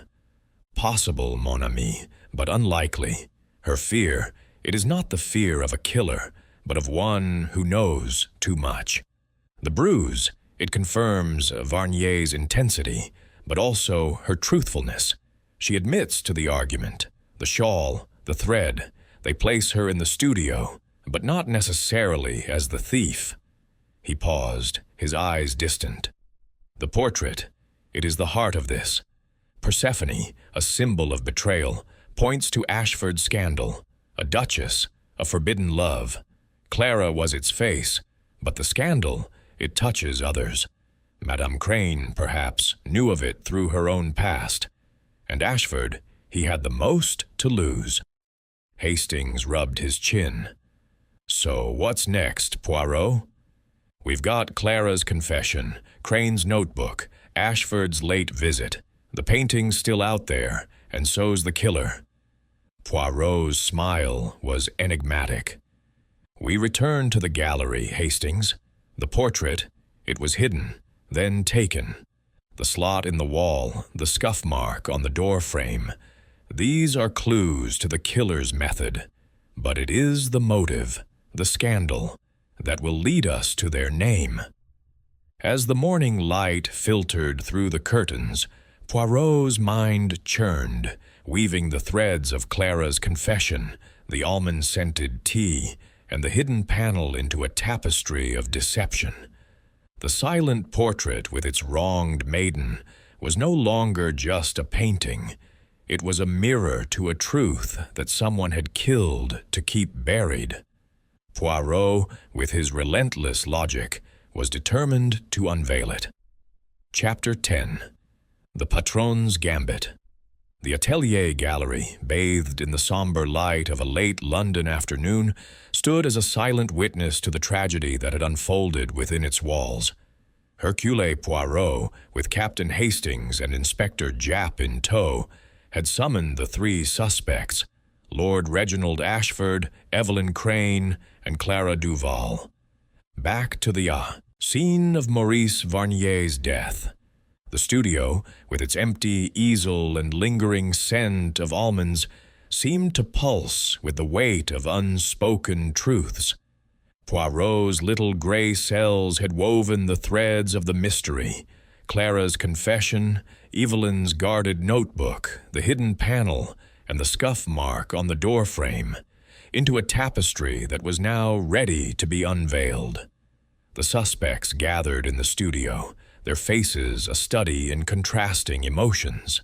Ashford's aristocratic composure, Crane's sharp-edged wariness, and Clara's quiet dread. Poirot stood before the easel, his small figure commanding the room with the authority of truth. The empty frame loomed behind him, a stark reminder of the silent portrait that held the key to Varnier's murder. "Mesdames et messieurs," Poirot began, his voice clear and deliberate, "we stand here in the heart of a tragedy. A man dead, a masterpiece stolen, a room locked from within. But the truth, it cannot be locked away. It emerges like a painting from the artist's hand, through the careful application of logic and observation." Hastings, standing near the door, whispered to Japp, "He's in his element now, Japp.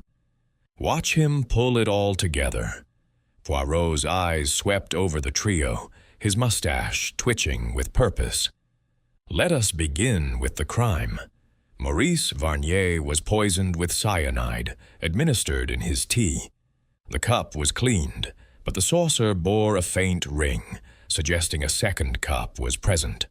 The door was bolted from inside, yet the killer left with the portrait. How? A string, pulled through a gap in the doorframe, slid the bolt shut. A simple trick, revealed by a scuff mark. The portrait was hidden in a panel behind the tapestry, then removed through a narrow slot to an adjacent room, as I discovered yesterday. Clara's eyes widened, her hands clutching her shawl, while Evelyn's lips tightened, her gloved fingers still.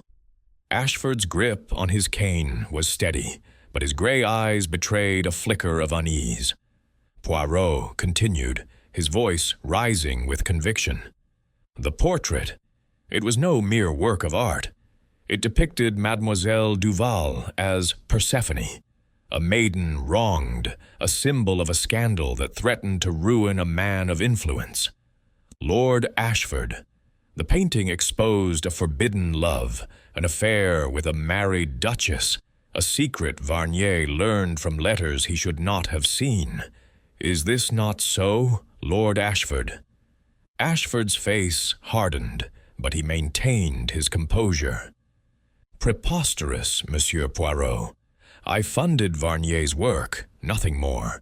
I had no knowledge of such letters, and I certainly did not kill him. Poirot's smile was serene, but his eyes were unrelenting. And yet you visited the studio late that night, after Mademoiselle Duval and Madame Crane had left. You argued with Varnier, who refused to destroy the portrait. You knew of the hidden panel, perhaps from Varnier himself, who trusted his patron. You poisoned his tea with cyanide, brought in a vial concealed in your cane, its scratched silver head, a mark of your tampering with the panel. Ashford's hand tightened on the cane, his voice sharp. You have no proof, Poirot. I was at my club, as I told you. My colleagues will confirm it. Oui? Poirot said, undeterred. But your club, it is not far from the gallery. A brief absence, unnoticed in the bustle of the Athenaeum, allowed you to visit Varnier at 11. You poured the tea, laced with cyanide, and watched him drink. You removed the portrait from its frame, hid it in the panel, and left, using a string to bolt the door. Later, you returned, perhaps with Gibbs's key, taken briefly from his room, to retrieve the painting through the slot. Evelyn Crane's voice cut through the tension, sharp as a blade. "This is absurd, Monsieur Poirot. If anyone had motive, it was I, perhaps, for Varnier's insults to my work. But I left him alive, and I know nothing of panels or strings." Poirot turned to her, his gaze piercing. "Madame Crane, your notebook tells a different story. I glimpsed a draft praising Varnier's portrait, a contradiction to your public scorn. You knew its subject, a scandal tied to your own past, perhaps, as well as Ashford's. You argued with Varnier to suppress it, but you did not kill him. Your guilt lies in silence, not murder." Clara's voice trembled as she spoke, her eyes brimming with tears. "I told you, Monsieur Poirot, I tried to stop Maurice. I begged him to destroy the painting. I didn't know about the panel, I swear." Poirot nodded, his expression softening. "I believe you, mademoiselle. Your bruise, your fear. They speak of Varnier's obsession, not your guilt. You touched the tea tray, yes, but you did not pour the poison. Your shawl, left behind, and the thread in the panel were accidents, not evidence of theft." He turned back to Ashford, his voice steady. "Lord Ashford, the portrait is no longer missing. I found it this morning, hidden in the storage room, behind a false wall. Its beauty is undeniable, but its truth is devastating. A depiction of Mademoiselle Duval as Persephone, exposing your affair with the Duchess of Claremont, a secret that would ruin your standing in society." Ashford's composure cracked, his face paling. "You've found it?" he whispered, his voice hoarse. "But how?" Poirot's eyes gleamed with triumph. "The slot in the wall, it led to the storage room. You retrieved the portrait after Varnier's death, but you could not destroy it here. You hid it, intending to return later, but my search was swifter. The scratches on your cane, the timing of your visit, the scandal you feared, all point to you." Ashford rose, his cane clattering to the floor. I had no choice," he stammered. "Varnier was reckless, flaunting that painting. It would have destroyed me, my family. I didn't mean to kill him. I only wanted the portrait gone. The cyanide. It was quick, painless." Japp stepped forward, his handcuffs ready. "That's enough, Lord Ashford. You're under arrest for the murder of Maurice Varnier." Clara sobbed, covering her face, while Evelyn's shoulders slumped, her silence an admission of her own complicity in concealing the scandal. Poirot watched as Japp led Ashford away, the patron's head bowed, his aristocratic mask shattered. Hastings, stunned, turned to Poirot. "You had it all figured out, Poirot. The string, the panel, the portrait. How did you know?" Poirot's smile was modest, but his eyes sparkled. "The little gray cells, mon ami. They see the patterns where others see only chaos. The portrait, it spoke of a truth too dangerous to reveal. And Ashford, he acted to silence it." As the studio emptied, the empty frame seemed to sigh, its purpose fulfilled. The silent portrait, now recovered, would tell its story to the world, but for Poirot, the victory was in unveiling the truth behind its absence. Chapter 11. The Final Stroke. The Atelier. Gallery, though steeped in the somber aftermath of Lord Ashford's confession, seemed to exhale as the truth emerged, its walls no longer burdened by the weight of secrets. The late afternoon light filtered through the tall windows, casting a golden glow over the studio where Maurice Varnier had met his end. Hercule Poirot stood beside the easel, now reunited with the recovered portrait, its canvas unveiled for the first time since the artist's death. The painting, a haunting depiction of Clara Duval as Persephone, was a masterpiece of light and shadow, its stormy background a stark contrast to the luminous figure at its center. Yet its beauty was tinged with tragedy, a silent witness to the scandal that had driven a man to murder. Captain Hastings, standing near the tapestry that concealed the hidden panel, gazed at the portrait with a mix of awe and unease. "It's a stunner, Poirot," he said, his voice low. "No wonder Ashford was desperate to hide it. That face, Clara's face, it's like it's accusing him." Poirot nodded, his green eyes fixed on the canvas. "Oui, mon ami, the portrait, it is more than art. It is a mirror to the soul. Varnier painted not just Mademoiselle Duval, but the truth of Lord Ashford's betrayal, and for that truth he paid with his life." Inspector Japp, his notebook tucked away, joined them, his face a mixture of relief and grim satisfaction. "We've got Ashford in custody, Poirot. He's not talking much now, but his confession in front of witnesses is enough to seal his fate. The portrait's been catalogued as evidence, but I reckon it'll be back on display once the trial's done. A shame, really. Such a beauty, tied to such ugliness." Poirot's mustache twitched, his expression thoughtful. "The beauty and the ugliness, Inspector, they are two sides of the same canvas. Varnier's genius was to capture both, and his killer sought to erase it.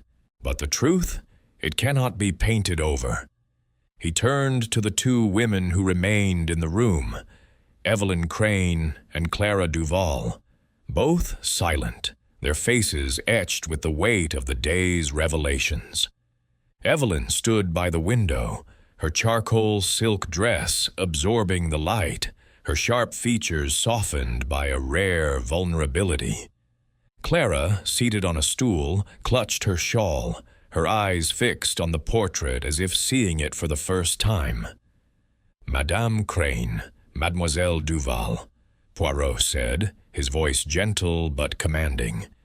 "You have played your parts in this tragedy, though not as murderers. Your silence, it protected Lord Ashford's secret, but it also shielded your own fears. Madame Crane, your notebook, it revealed your admiration for Varnier's work, a truth you hid behind your critic's scorn. Why?" Evelyn's lips parted, her voice low but steady. I saw the portrait's power, Monsieur Poirot. It was brilliant, undeniable, but it stirred memories I'd buried. A scandal from my youth, linked to Ashford's circle. I feared Varnier's painting would drag it into the light. I argued with him, yes, to dissuade him, but I didn't kill him. I couldn't."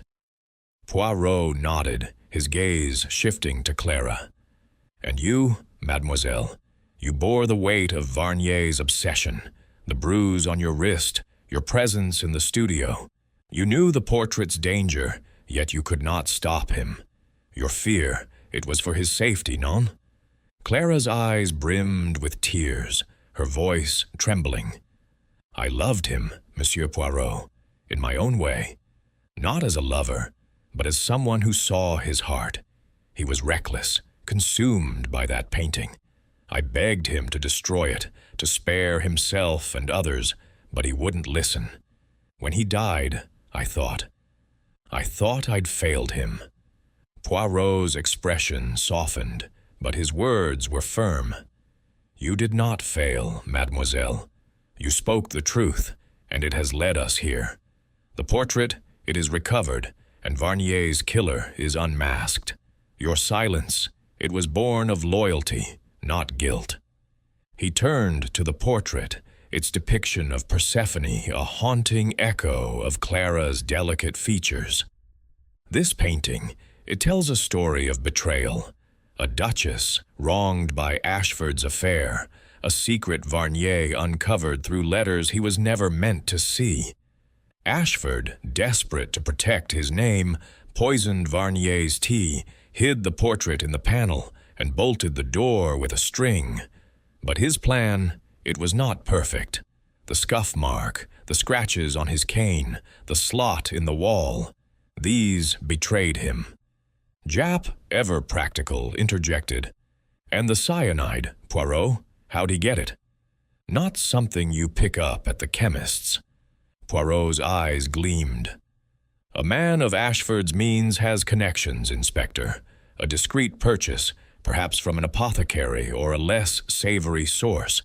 The vial concealed in his cane left its mark when he pried open the panel. His confession, it confirms what the little gray cells deduced." Hastings, still marveling at the portrait, shook his head. "It's a dashed clever scheme, Poirot. The string, the panel, the slot. Ashford thought he'd outsmarted everyone, but you saw through it all." Poirot's smile was modest, but his voice carried conviction. "The little gray cells, mon ami, they see what is hidden in plain sight. The portrait, it was the motive and the method, a truth too dangerous to reveal, yet too beautiful to destroy. Ashford acted to silence it, but art, it speaks even in death." Evelyn stepped forward, her voice hesitant. "What will happen to the portrait now, Monsieur Poirot? It's a masterpiece, despite everything." Poirot's gaze softened as he looked at the canvas. "It will be preserved, madame, as Varnier intended. Its story, it will be told, not as a scandal, but as a testament to his genius. The world, it will see Persephone, and through her, the truth." Clara rose, her tears drying as she gazed at the portrait. "Maurice would have wanted that," she whispered. "He believed in it, even if it cost him his life." As the women left, their footsteps echoing in the quiet gallery, Japp clapped Poirot on the shoulder. "Another one solved, Poirot. You've got a knack for this, I'll give you that. I'll see to it the portrait's handled properly." Poirot inclined his head, his expression serene. "Merci, Inspector. But the true victory is not in the arrest, but in the unveiling of truth. Varnier's art, it lives on, and with it, his legacy." As they stepped into the fading light, the gallery seemed to sigh, its secrets laid bare. The portrait, now a symbol of both beauty and betrayal, stood as a testament to Poirot's relentless pursuit of justice, a final stroke in the canvas of a tragedy resolved. Chapter 12. The Quiet Departure. The Atelier Gallery, its mystery now unraveled, stood bathed in the soft glow of twilight, the London streets outside alive with the clatter of hooves and the hum of evening life. Hercule Poirot, his task complete, lingered in the foyer, his polished shoes gleaming against the oak floor. The portrait of Persephone, recovered and secured, was destined for safekeeping until the courts decided its fate, but its image lingered in Poirot's mind, a haunting blend of beauty and truth, a testament to Maurice Varnier's genius and his fatal ambition. Captain Hastings, ever the faithful companion, stood by the gallery's entrance, adjusting his hat as he glanced at the bustling street. "Well, Poirot," he said, his voice tinged with admiration, "you've done it again. Ashford's in irons, the portrait's found, and the truth's out. I don't know how you piece it all together. The string, the panel, that blasted cane." Poirot's mustache twitched, a faint smile softening his precise features. "Mon ami, it is the little gray cells, always the little gray cells. They see the threads where others see only knots. The portrait, It was the heart of this puzzle, a truth too dangerous to remain, yet too beautiful to destroy. They stepped into the street where the mist had lifted, revealing a city vibrant with life. The gas lamps flickered, casting golden halos that mirrored Poirot's clarity of thought. He paused, his hands clasped behind him, his eyes scanning the horizon as if searching for the next mystery. "Hastings," he said, his voice reflective. "This case, it reminds us of the power of art. Varnier painted not just a woman, but a scandal, a mirror to Lord Ashford's shame. The cyanide, the locked room, the hidden panel, these were but tools to conceal a truth that could not be silenced." Hastings nodded, his honest face creased with thought. Poor Clara, caught in the middle, and Evelyn Crane, she knew more than she let on, didn't she? If they'd spoken up, might Varnier still be alive? Poirot's gaze softened, but his tone was firm. "Perhaps, mon ami, but fear, it is a powerful silencer. Mademoiselle Duval feared for Varnier, Madame Crane for her past. Their silence, it allowed Ashford's desperation to fester. Yet, in the end, the portrait spoke for them all." They walked toward a waiting cab, the driver tipping his cap as they approached. As they settled inside, the rhythmic clop of hooves, a soothing counterpoint to their thoughts, Hastings leaned forward. "What'll happen to the portrait now, Poirot? It's a masterpiece, but it's tied to such a grim tale." Poirot's eyes gleamed, catching the light of a passing lamp. "It will find its place, Hastings, as all true art does. The courts may decide its fate, but its story, Persephone, wronged yet defiant, will endure. Varnier's legacy, it is not in his death, but in the truth he dared to paint." The cab rattled through the streets, carrying them toward Whitehaven Mansions. Poirot's mind, though satisfied, was never truly at rest. The case of the silent portrait had been solved, but its echoes lingered. The almond scent, the blue silk thread, the scratches on Ashford's cane. Each clue had been a brushstroke, painting a picture of betrayal and redemption. As they reached the flat, Poirot paused at the door, his hand on the knob. "Hastings," he said, his voice low.